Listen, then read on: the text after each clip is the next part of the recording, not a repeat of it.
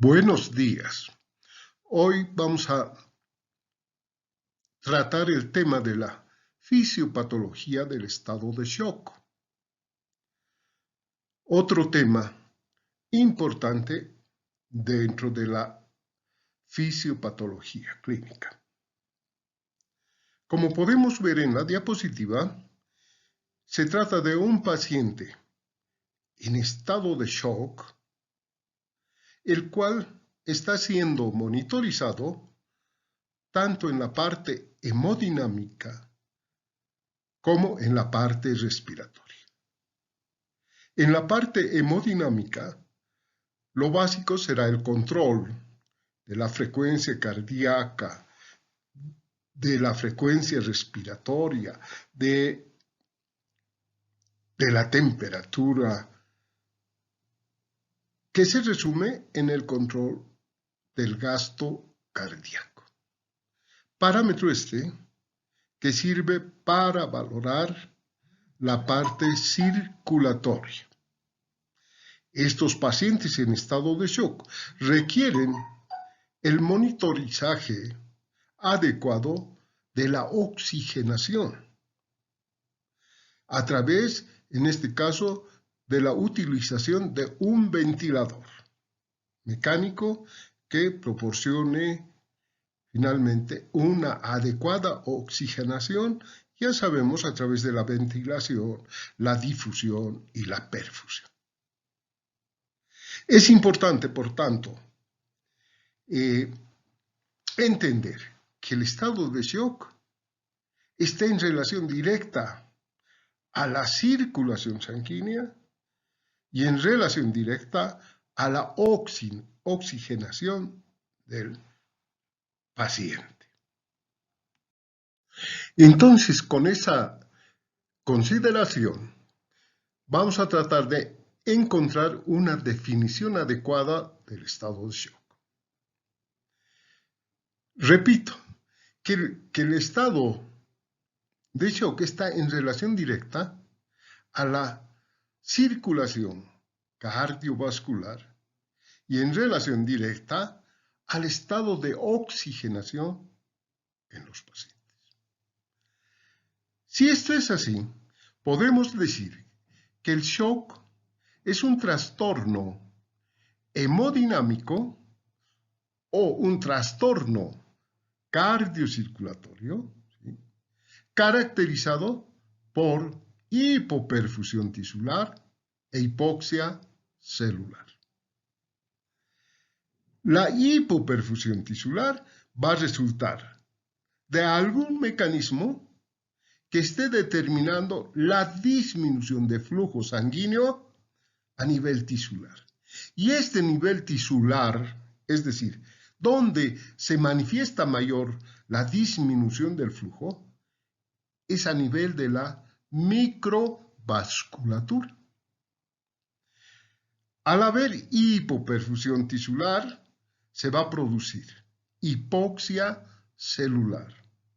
Ambos mecanismos, hipoperfusión e hipoxia celular, llevan consecuentemente a una lesión de la estructura celular, con lesión consecutiva de los diferentes órganos.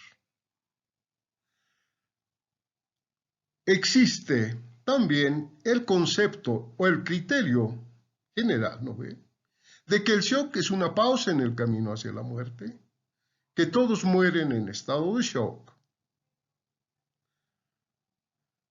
También podemos indicar que es un desequilibrio entre la oferta y la demanda de oxígeno. Es decir, que la oferta por hipoperfusión e hipoxia está disminuida y seguramente los requerimientos van a ser mayores. Siempre lo importante será que hay en el estado de shock hipoperfusión tisular e hipoxia celular a nivel de la microvasculatura, ¿sí?, secundario a un proceso de alteración de la hemodinamia, es decir, de la alteración de la circulación cardiopulmonar.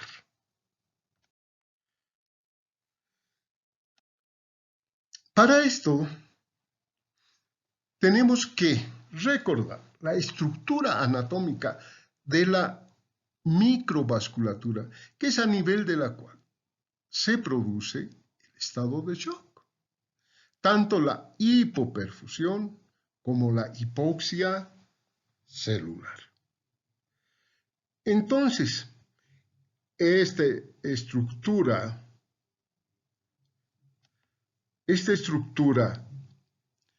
que está formada por 7 elementos, podríamos resumirlos. La arteriola terminal, 1. La metaarteriola, aquí la metaarteriola. Los esfínteres precapilares. 4. El capilar verdadero o no muscular, que se caracteriza por no tener ya capas musculares que les rodean y solamente estar conformada de una capa de células endoteliales, ¿sí?, que es donde se produce el verdadero intercambio metabólico entre la sangre y las células. El aporte de oxígeno, el aporte de nutrientes y la salida de CO2 y los desechos. Luego, en el otro extremo tenemos los capilares venosos que se van uniendo y forma finalmente la vénula colectora que va a retornar al organismo, constituyendo el retorno venoso que va a llegar a través de la vena cava inferior hacia la aurícula derecha. Y otra estructura importante es el llamado shunt o comunicación arteriovenosa. Tiene la característica de que la sangre que fluye por esta comunicación arteriovenosa o shunt no va por las células, o la sangre no va por el capilar verdadero para el intercambio metabólico. Es una vía de descarga, es una vía que en algunas situaciones sirve mucho, pero cuando está aumentado el número de shunts, entonces el metabolismo obviamente va a estar muy disminuido. La característica de la arteriola terminal es que todavía mantiene en su capa 2 o 3 capas de tejido muscular. La metaarteriola ya ha perdido 2 capas de tejido muscular y se queda con una sola capa de tejido muscular que la rodea, y este tejido muscular se agrupa, ¿sí?, en forma de esfínter, es el llamado esfínter precapilar.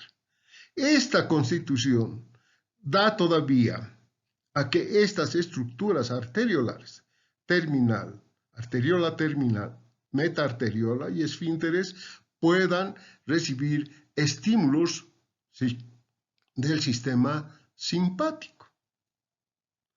Luego del esfínter precapilar tenemos el capilar verdadero. Como decíamos antes, está formado por una sola hilera de células endoteliales, ¿sí?, que es a través del cual se produce el verdadero metabolismo. En el otro lado, las vénulas se van agrupando. No hay esfínteres, no se ha demostrado que existan esfínteres venosos, y estos se van uniendo hacia la vénula colectora para ser luego la sangre venosa transportada hacia la aurícula derecha. Por tanto, el entender la función de la microvasculatura es muy importante. Aquí se muestra, en esta diapositiva podemos mostrar mejor el esfínter o la comunicación arteriovenosa. ¿Sí? Cuando esta es una función normal, la arteria terminal está abierta, los esfínteres están abiertos, fluye la sangre, pasa al capilar no muscular o verdadero y va a nutrir a la célula. Cuando las células no necesiten oxígeno, entonces algunos de los esfínteres precapilares están cerrados y la sangre circula directamente hacia el lado venoso. Y en otras ocasiones, cuando hay vasoconstricción, cierre de las válvulas, la sangre puede fluir directamente hacia el lado venoso. En esta gráfica podemos ver que en los estados de shock reversibles, cuando uno actúa adecuadamente, ya sea con volumen o con medicamentos inotrópicos, entonces ve que la constricción de estos, ¿sí?, va a provocar que la sangre pase aquí y en menor cantidad hacia la célula. En estas situaciones todavía la comunicación arteriovenosa está cerrada. Cuando avanza el estado de shock, hay mayor contracción de los esfínteres, hay contracción de la arteriola terminal y entonces la sangre que ha quedado en rémora pasa del lado arterial al lado venoso por el shunt, que no es efectiva esa circulación porque no va hacia el capilar verdadero. Este cierre de los esfínteres va a determinar una disminución de la perfusión. Entonces, el estado de shock se iniciará con una hipoperfusión capilar, sobre todo a nivel del capilar verdadero. Si hay hipoperfusión, lo lógico es que exista hipoxia celular con lesión consecutiva de órganos vitales. Aquí está una gráfica de un estado de shock donde permanece cerrada la arteria terminal, están cerrados los esfínteres precapilares y ya la sangre que llega al capilar verdadero está disminuida. Y el capilar, como compensación, sufre vasodilatación, pero el contenido, es decir, la sangre, es insuficiente para oxigenar a la célula. Por tanto, se va a volver un shock irreversible cuando ya las células empiecen a deteriorarse. Primero con edema de su membrana, luego disrupción de la membrana, por tanto salida de elementos intracelulares al espacio intersticial, posterior descamación de estas células que hacen que el estado de shock se torne irreversible. Y este estado, por ejemplo, en esta gráfica, podría representar lo que pasa en el estado de shock séptico, donde los capilares de la microvasculatura están dilatadas, pero el contenido de sangre, porque aquí en el capilar terminal está disminuido, aquí también hay un éxtasis sanguíneo que ya empezó en esta otra fase.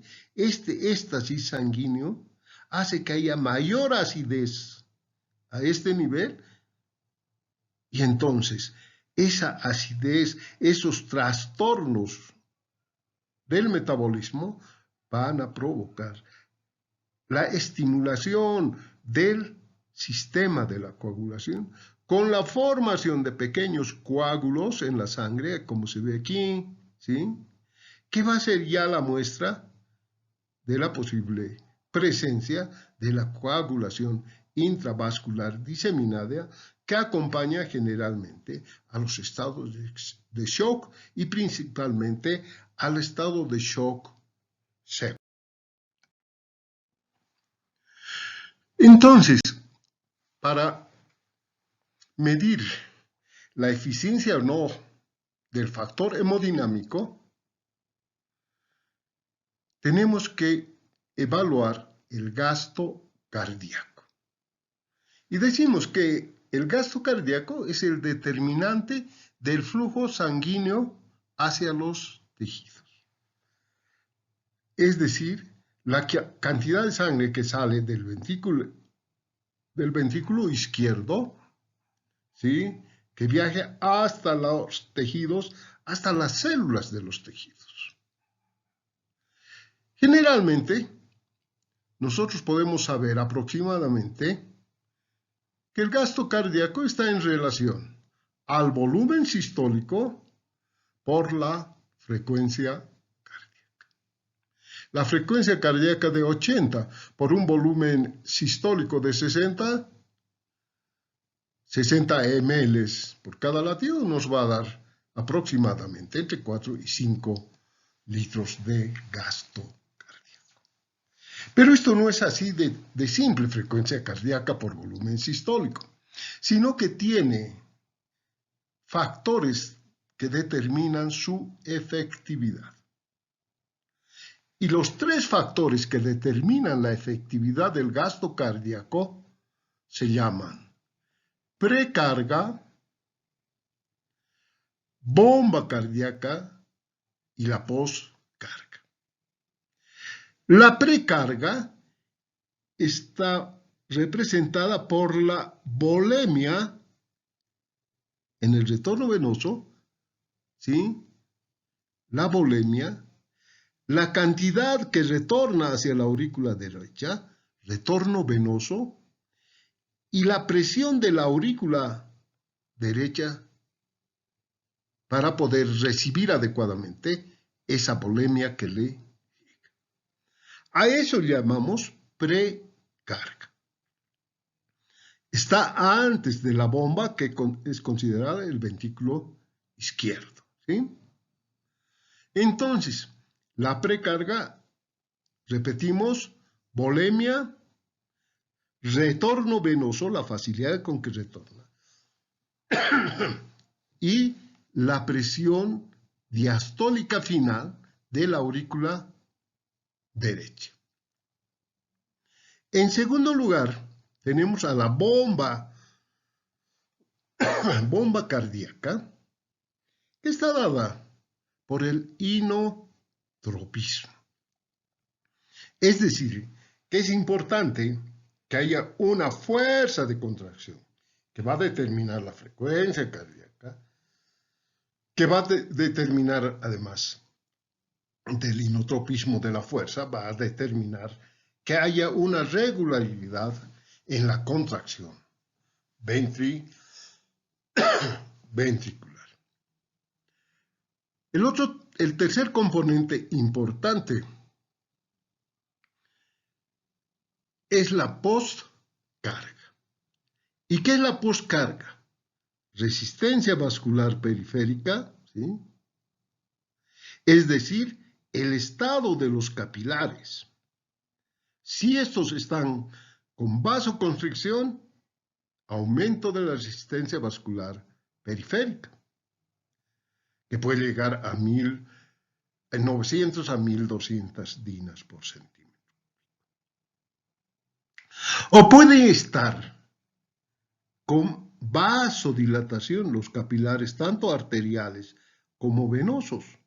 Entonces la cantidad de sangre de volemia puede ser la adecuada, pero aquí va a haber una rémora sanguínea, porque la microvasculatura está dilatada.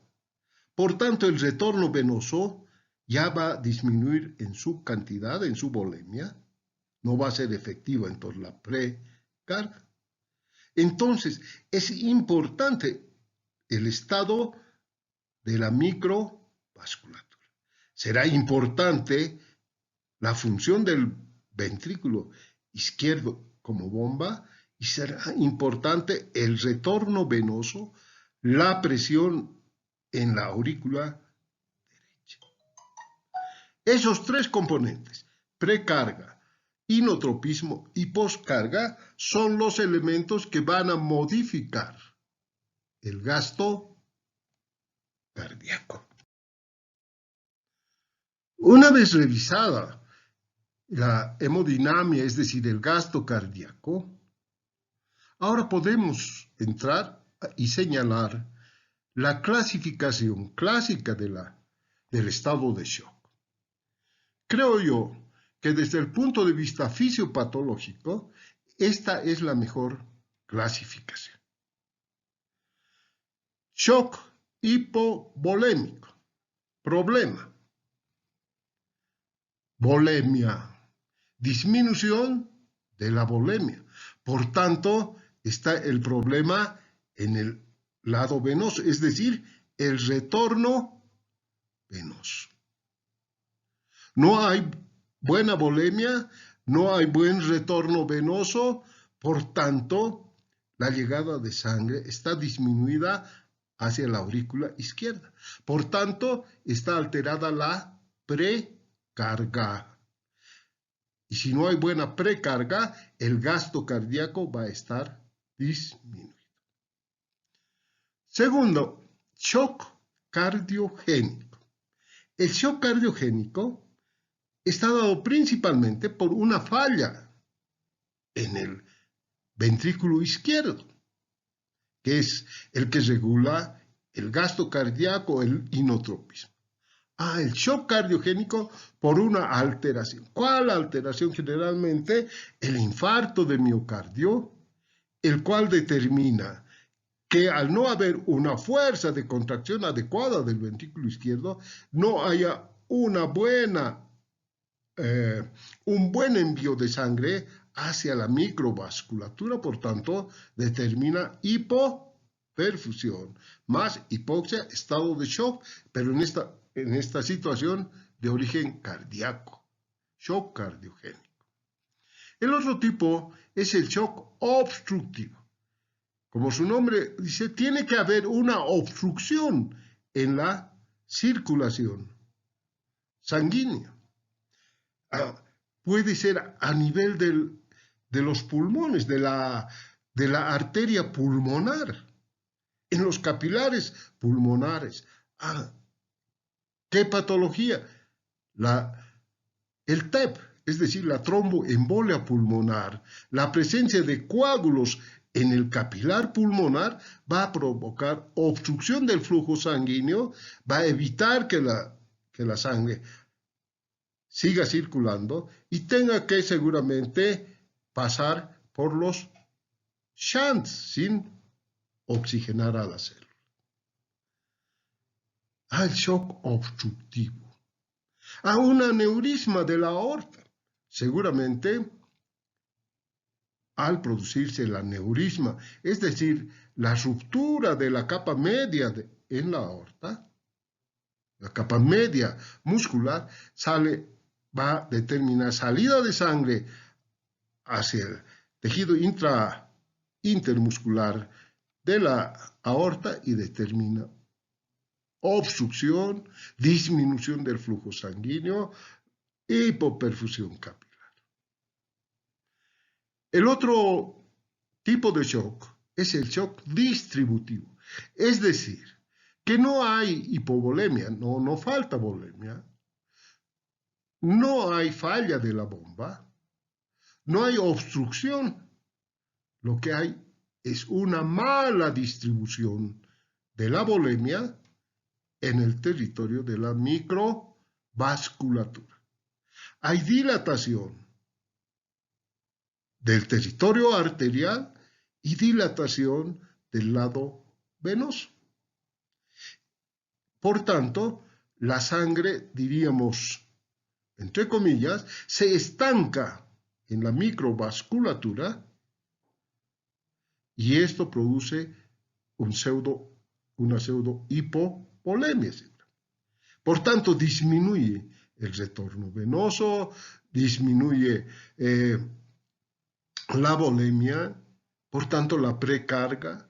Al no llegar precarga adecuada hacia la bomba del corazón, determina una disminución de la fuerza de contracción, por tanto, disminuye la salida de sangre del ventrículo hacia el territorio de la microvasculatura. Este shock distributivo que se produce por vasodilatación a nivel de la microvasculatura es característico, sí, del estado de shock séptico, de los estados de sepsis. Sin olvidar que también podría estar las lesiones medulares, que van a determinar vasodilatación por disminución de los reflejos del sistema nervioso periférico. En esta gráfica quiero mostrar el shock hipovolémico, es decir, disminución de la volemia. Este es uno de los estados de shock más frecuentes y con el que generalmente nos encontramos en las salas de urgencias. Pacientes politraumatizados que han perdido bastante sangre, ¿sí? Pacientes que sin haber perdido sangre tienen pérdida de plasma, de líquidos, como en los estados de diarrea, ¿sí? Entonces cursan con una disminución de la volemia. Esto condiciona hipovolemia, condiciona por tanto disminución de la precarga. Por tanto, este estado también altera el gasto cardíaco. Es necesario considerar que entre las causas podemos mencionar la hemorragia o las hemorragias en los pacientes politraumatizados, que pueden tener hemorragia tanto interna en órganos internos, ruptura del vaso, ruptura hepática, ¿sí? O ser una hemorragia externa visible que requiere rápida intervención. Los estados de secuestro de líquidos en el tercer espacio, especialmente la peritonitis. Las peritonitis, la pancreatitis necrohemorrágica, tienen la característica de producir secuestro de grandes cantidades de líquido en el abdomen. Este secuestro de líquidos por procesos inflamatorios intraabdominales puede condicionar o condiciona mejor estados de hipovolemia. Por tanto, si hay hipovolemia, hay hipoperfusión capilar, por tanto va a haber hipoxia celular, por tanto, estado de shock hipovolémico. Es importante en los niños mencionar que los estados de deshidratación secundarios a vómitos o diarrea es importante considerarse.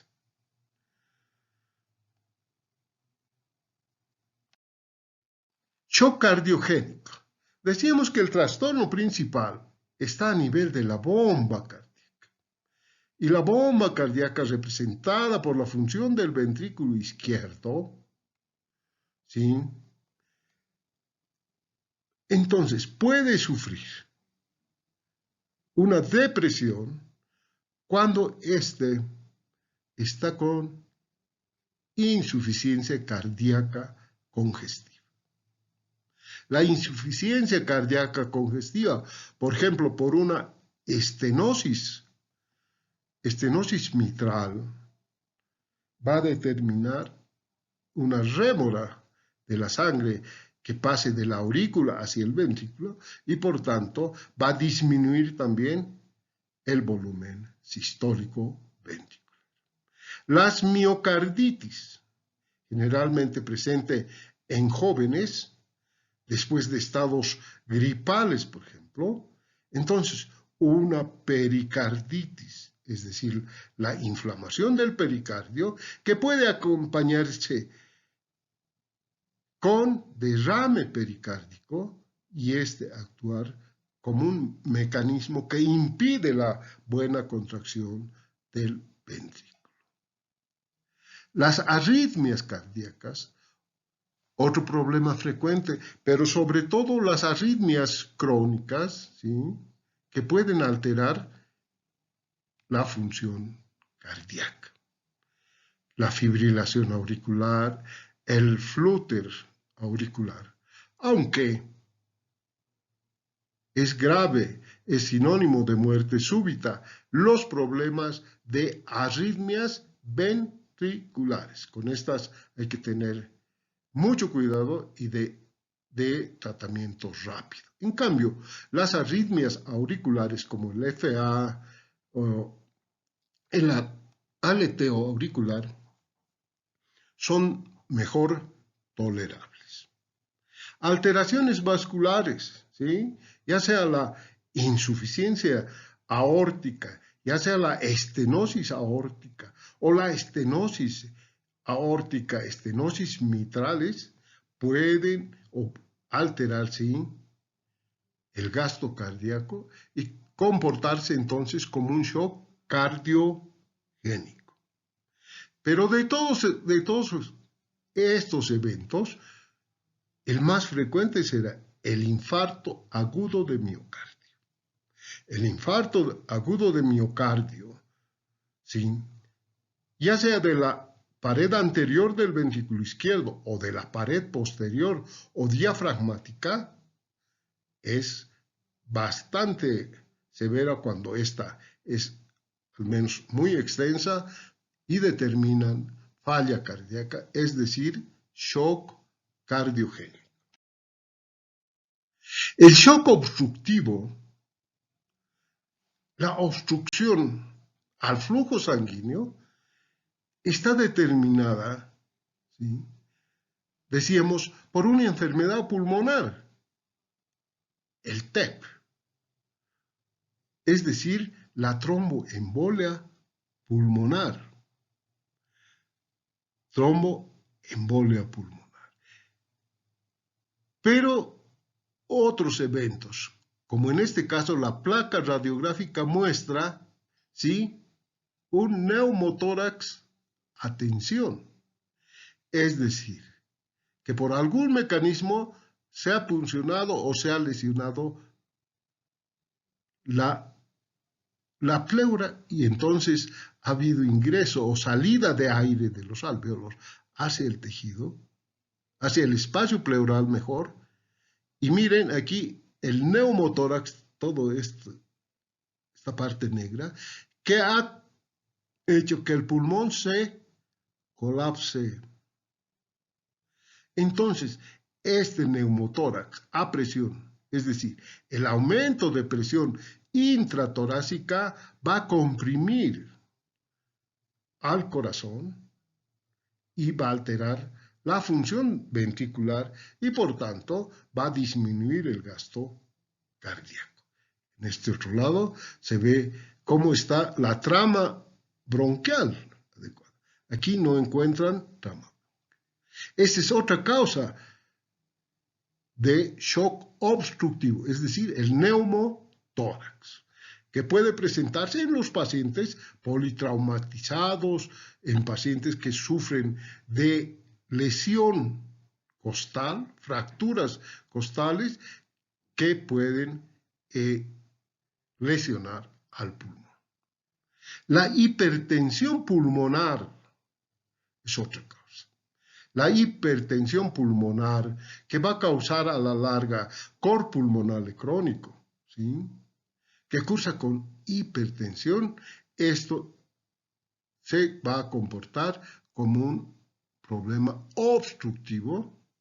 Por tanto, cuando haya además hipoperfusión capilar e hipoxia celular, será catalogado como shock obstructivo. El taponamiento cardíaco, es decir, cuando el corazón se llena de líquido, un derrame pericárdico, comprime la función del ventrículo izquierdo, por tanto, es de tipo obstructivo. Al igual que podríamos mencionar al aneurisma de la aorta. Es otro problema que cursa con shock obstructivo. Decíamos que el shock distributivo es frecuente en los estados de shock séptico, en los estados de sepsis. Pero en otros tipos de shock, menos severos que el shock séptico, que la sepsis, tenemos estos. La sepsis, el shock séptico, ¿sí? La infección por bacterias, una peritonitis, ¿sí? Pero tenemos también el shock anafiláctico, ¿sí? Aquí es un ejemplo típico de una picadura de abejas que determina este edema severo en el tracto respiratorio que va a condicionar un shock de tipo distributivo. Esto determina que la microvasculatura se dilate y entonces la volemia, pese a estar adecuada, el gasto pese a estar adecuado, hay una mala distribución a nivel de la microvasculatura. Está en este grupo de distributivo el shock neurogénico, el que se produce por lesión medular. Pacientes con politraumatismo, accidentes vehiculares, se lesionan la columna y pueden cursar con shock neurogénico. Es decir, ya no hay respuesta de la microvasculatura a los estímulos de los receptores alfa, de los receptores beta que existe en la microcirculación.